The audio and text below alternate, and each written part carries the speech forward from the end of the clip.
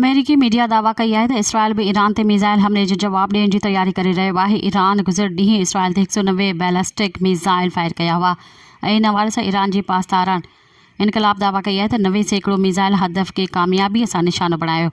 ॿिए पासे इसराइल अमलदारनि जो चवणु आहे ईरान जी तरफ़ां फायर कयल वध खां वधि मिसाइलनि खे अमेरिका जी मदद सां नाकाम बणायो वियो। कुछ मिसाइल ज़मीन ते किरिया जॾहिं त उन्हनि जे करे बि जानी नुक़सान न थियो। ईरान जी तरफ़ां हमले खां पोइ सदर मसूद पुज़िशकियां पंहिंजे बयान में चयो त सिहोनी रियासत जी जारहियत ख़िलाफ़ सलाहितो जवाबु ॾिनो आहे। ईरान जे रूहानी पेशवा आयतुल्लाह ख़ामनाई चयो आहे त इसराइल ते ईंदड़ हमलो उन खां बि वधीक तकलीफ़ ॾींदड़ हूंदो। अमेरिकी मीडिया जो चवणु आहे त इसराइली अमलदारनि ॿुधायो आहे त कुझु ॾींहंनि में इसराइल हमलो कंदो ऐं ईरान जी तेल जे तनसीबात ऐं स्ट्रेटेजिक हंधनि खे निशानो बणाए वेंदो।